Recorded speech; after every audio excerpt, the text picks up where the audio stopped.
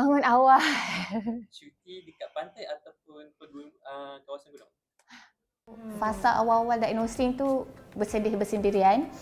Akhirnya bila saya dah bagi tahu dia pun ambil masa dia sendiri untuk finally grasp it. Bila kita orang dua-dua dah confirm dah okey semua tu, barulah kita reveal. Okay, Dr. Sen ni dia sejenis positif. Dia benda yang dia tahu lebih, dia akan share. Tu saya mula-mula tak setuju dengan dia. Saya macam, kenapa benda ni pun you nak share? Kita pun macam masih terombang-ambing lagi. Family members pun banyak yang tak terima lagi. So you nak share dekat public. Dan apa kata dia waktu tu? Tapi dia sampai yang very positif. Kadang-kadang dia kata, kita macam ni, kita tahu. Tapi orang lain might tak tahu. Orang lain akan benefit banyak dengan benda-benda yang kita share ni. So kita boleh save banyak lagi budak.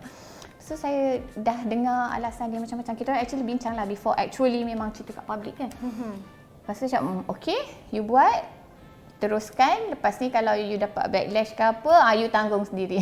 Masa tu masih negatif lah.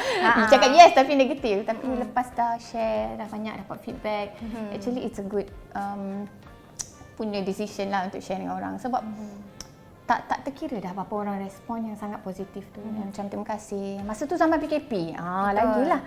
Banyak orang yang tak sedar ni sama PKP sebab dia orang duduk dengan anak dia orang hari-hari kan. Selalu kadang-kadang parents yang very busy ni tak sedar anak dia orang hantar pergi taska. Kalau cikgu senyap, semua orang senyap, tak ada orang perasan. Tapi bila anak tu kat rumah, depan mata kita. Depan mata kita baru kita nampak simptom semua tu. Lepas tu banyak orang share yang kata dia orang dapat diagnosis sebab tengok video dan sharing Dr. Say.